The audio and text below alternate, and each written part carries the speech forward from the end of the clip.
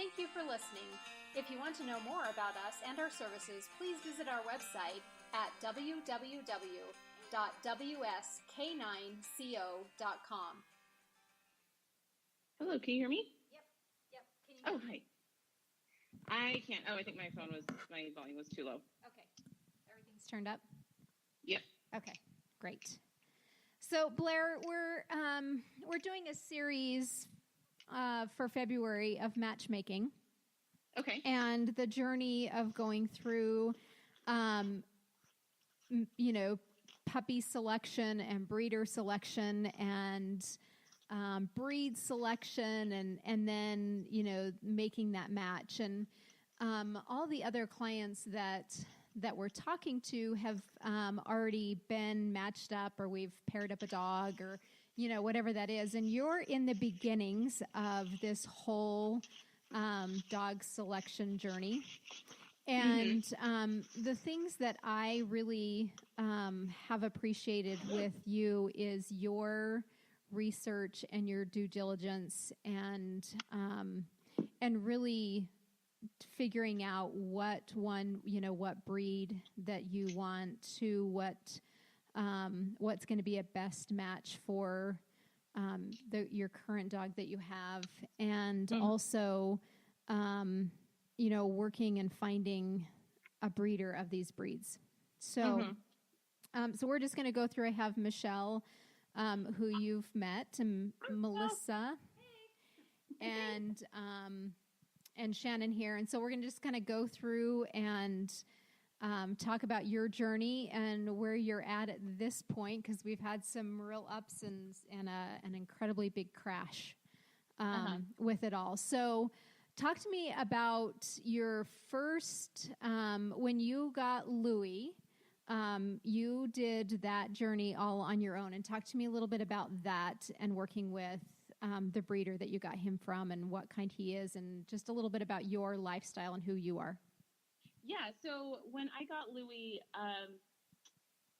I made the decision. I had wanted a dog forever, never had a dog, really had no idea what I was getting into, but just knew I wanted a dog, and I have really bad allergies. And so the decision on the breed was pretty, at the end of the day, it ended up being pretty straightforward. Like, I did some research on what were kind of hypoallergenic or low allergen breeds, and doodles kept coming up. But then when I actually talked to doodle breeders, nobody knew how big they would be. And I live in a city, I live in a small apartment, I work full time, and I'm single. And so I didn't want to risk ending up with a 60-pound dog. Right. So the Katan, a friend had mentioned Katans, and I'd never met one, but I did a little bit of research on them. They seemed like they weren't the super delicate, tiny little toy dogs, and they seemed like they had a personality that would kind of fit. But honestly, I was totally winging it.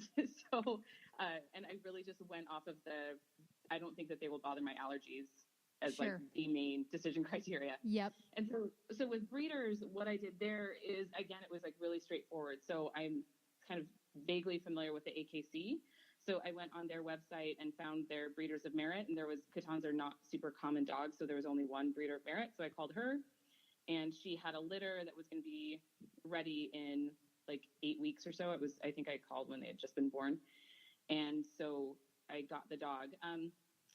And the way that she basically picks the dog for me. Mm-hmm. And the way that worked in retrospect is actually really funny, is she's very into the show world. Right. And so she asked me if I would ever be willing to show. And I kind of, in this naivete and also just a little bit desperate for a dog, was sure, I'm willing to give it a shot. Right. No commitments that I'll do it forever, but I'm willing to try it. And she was like, okay, then I'm going to give you a dog that's show quality. And so that's how I ended up with Louie. Right. Yeah. So I'll pause there. What else would be helpful there? What was your biggest challenge getting him? The biggest challenge was, it was less getting him. Getting him actually was pretty straightforward. Mm-hmm. The biggest challenge was actually just that I was starting a new job about a week after I got him. And so I knew going into it that it was going to be, that this is probably not the best timing, but it's just, I really, really, really wanted the dog, and I knew I could make it work. Right. And so the biggest challenge was just being pretty clueless and having just started a new job, and having a brand new puppy that was a little hard to potty train. So Yep. But at the same time, I found, like, my brother had just gotten a dog, and so he was able to, like, point me to the right places in San Francisco that could do, like, puppy prep and daycare, so on and so forth. In retrospect, like, I ended up, to be honest, just spending so much money on training and kind of just help that first year. And the training that I spent a lot of money on in San Francisco, I remember, Joe, you telling me that when you got him, he didn't even know his name. Yeah. So I don't know how useful a lot of that training actually was until he went to you. Yep. So I think the biggest challenge was just being completely clueless, not totally knowing what I was getting into. And so but at the same time, it also worked. It was just more expensive than I think any other dog will be later on. Yep, for sure. And I think that's, one, when you're getting a dog for the first time and not having, not knowing, you go with what the general public says that this is how you do it, and this is what makes it easier, and of course that makes sense, and it worked for you at the time. And I mean, he wasn't ruined. He wasn't ruined. That's a good thing. He's a lovely little dog with, like, his own little personality quirks. And yep. I feel like I got really, really lucky in a lot of different ways. Yeah. And then part of, like, kind of the deliberation around the second dog is based on a realization of how lucky I got. Right. And how that's probably not, I probably can't expect that to just happen in the future. Yep. So that's part of the thought process. Yeah.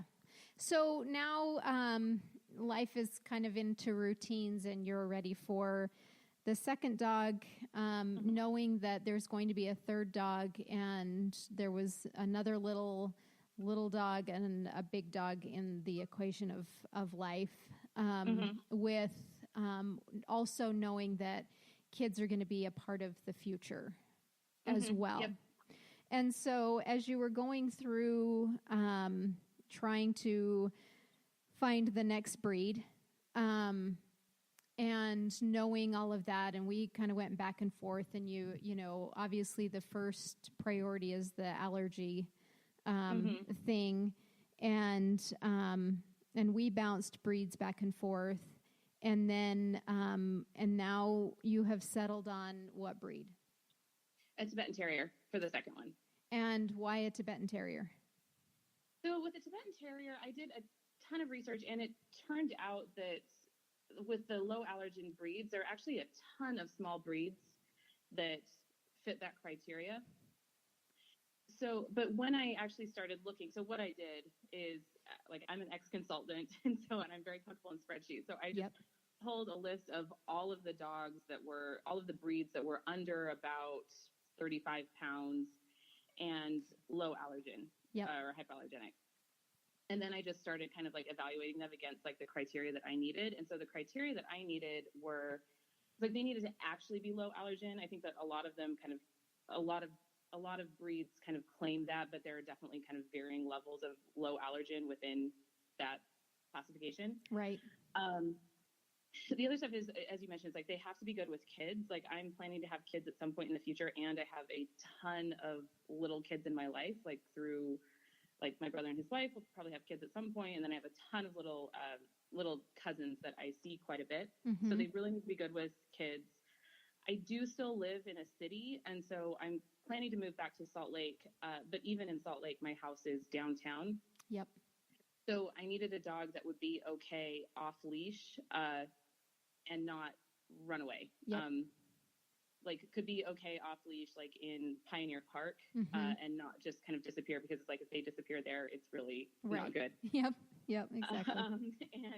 And one that wasn't a digger too, because my yard, I have, like, a tiny little patio, but it's like, if you dig out underneath the fence, it's actually quite easy to dig out underneath that, but then you're right on 6 South, which is a main thoroughfare and pretty dangerous. Yep. So that, honestly, those types of criteria ruled out terriers.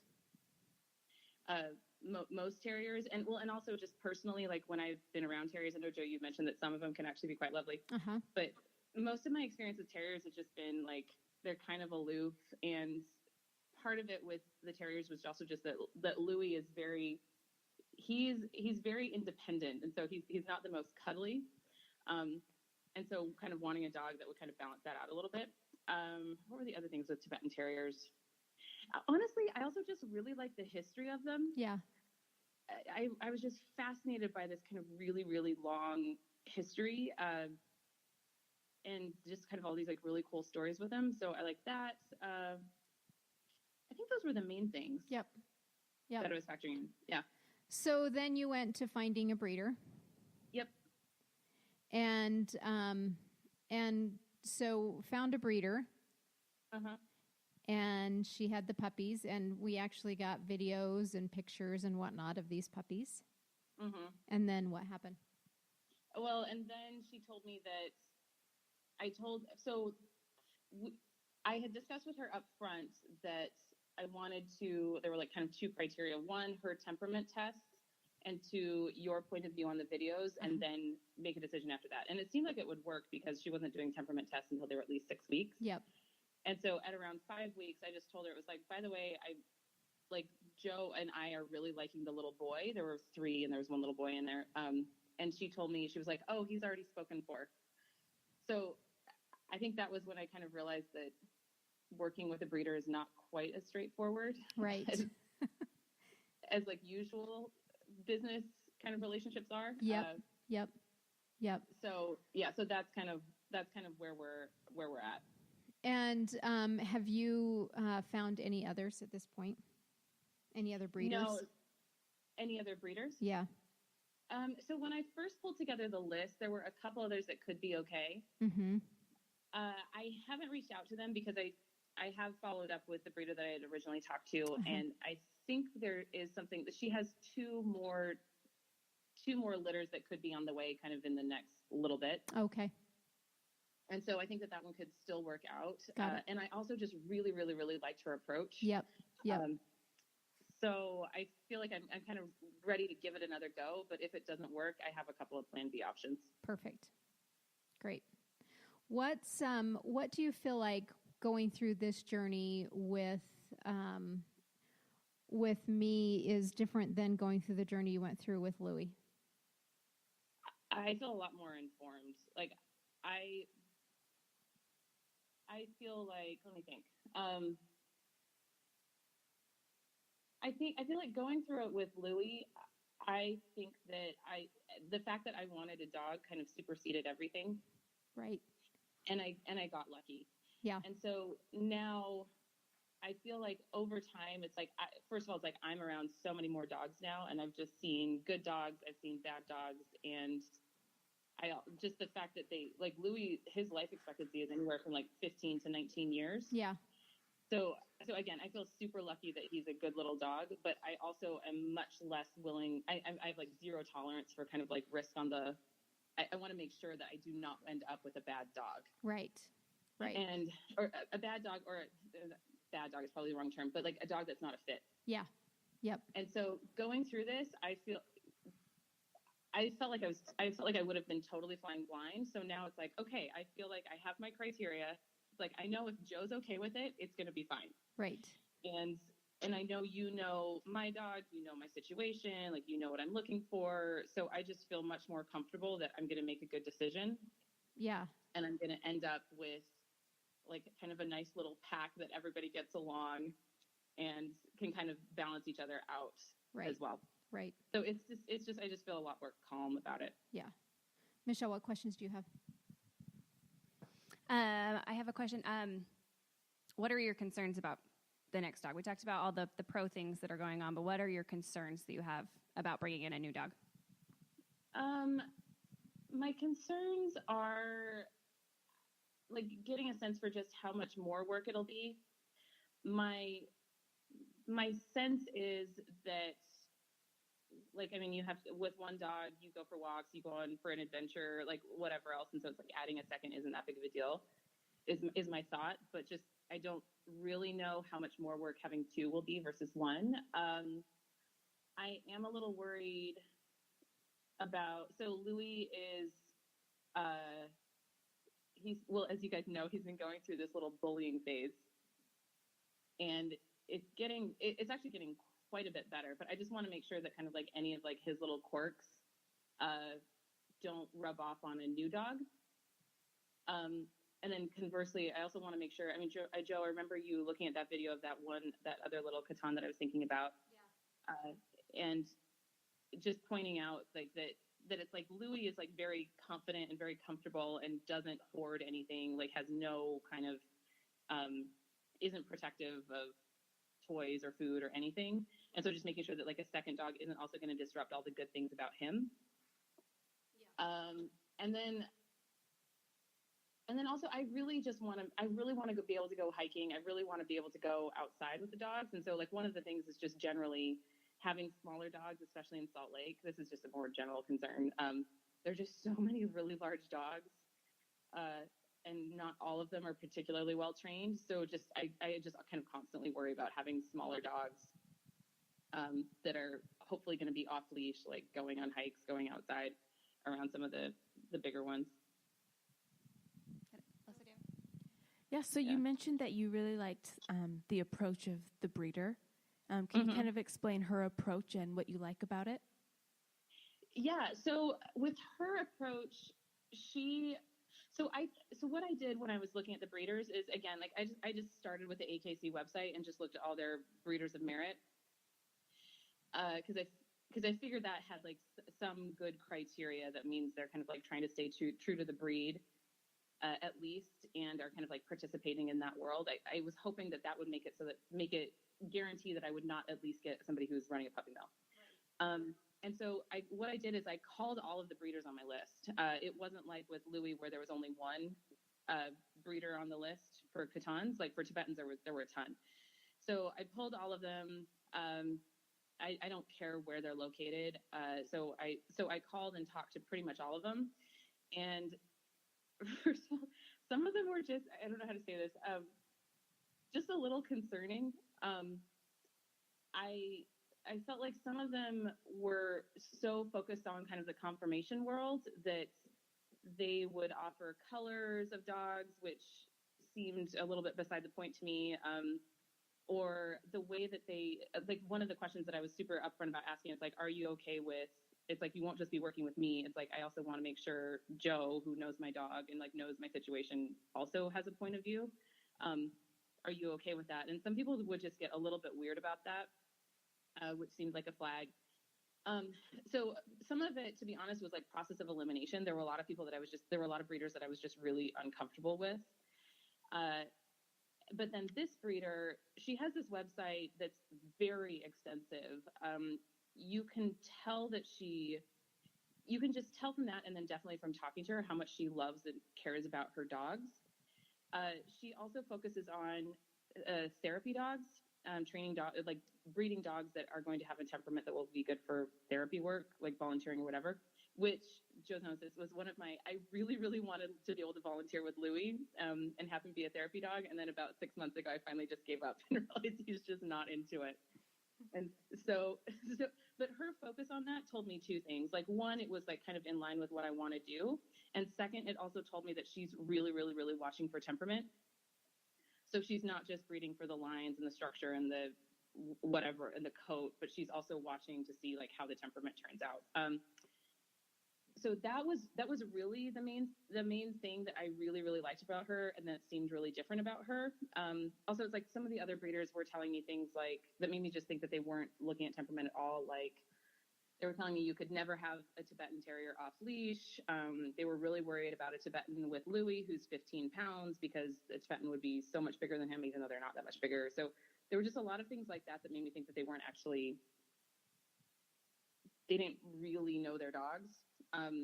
But with her, I felt really comfortable that she knew the dogs, that she knew the temperament. She was watching to see how breeding pairs, like what kinds of temperaments emerged. And then she also had a bunch of things where, just examples, like there was one family who had taken one of her dogs, and then the dog ended up getting sick and needed some super expensive surgery that the family couldn't afford.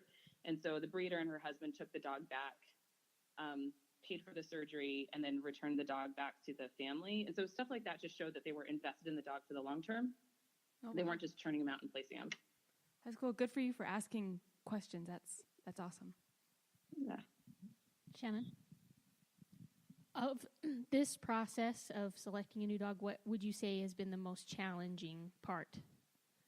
The most challenging part is that, I've worked in business like for 15 years. And so the most challenging part is just that breeders seem to kind of operate on a different time frame. And like, it's just different. It's actually really hard to get visibility into what exactly they have available and how exactly they're placing. Even when you do find a breeder that you really, really like. So it just feels like it's not a straightforward transaction, and it just requires a lot more patience. Yeah. Which at the end of the day will be worth it. But it's like, I really just want somebody to send me like, here's exactly what we have available. Here's exactly how we make a decision. And here is when everything will happen, which is probably not a reasonable ask. It can be, but it's not. It's just so different that way. Yeah, it's just so different. It like the breeder population just seems to be like a group that, like, it makes me realize like how much my work has informed just kind of how I interact in general, and how it's actually not a standard way to operate. Right. So yeah, maybe it's like more kind of self-awareness for me than anything else. But, right. Yeah. Yeah, for sure. What, Blair, what advice would you give people out there that are wanting to start the process, or been in, or in the position that you're in, from, even from initially getting Louie to where you're at now? What advice would you give people out there? I would tell people to slow down and do their homework and find experts who can help them. I think that what my observation has been, and like just knowing me kind of 2 years ago, is I was going much more off of pretty superficial characteristics. And yeah. I think a lot of people do that, and you can end up just in really not good situations. Just so, for example, there was a Meet the Breeds dog show here last weekend, and I went with a friend who's planning to have kids relatively soon and really wants a dog and has never had a dog. And so she was talking to Dalmatian breeders for ages until I just hauled her away.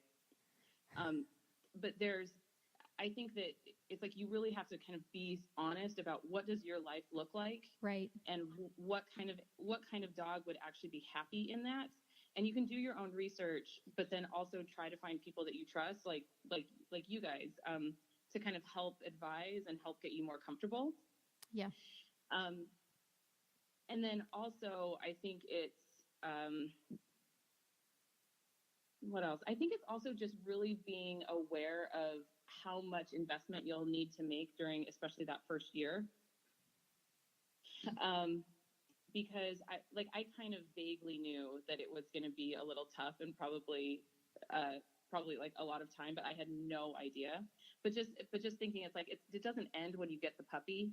Right. Like, just planning on and budgeting for, frankly, that first year. And then the other thing too is I've just being really, really careful about the breeder. I have been, the breeding world just feels so unregulated. And so when, like, I have friends who really wanted French bulldogs, which are really popular in California, or in Northern California, and probably popular more generally.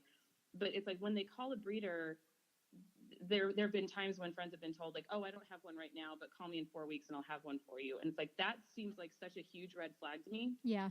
Yep. For sure.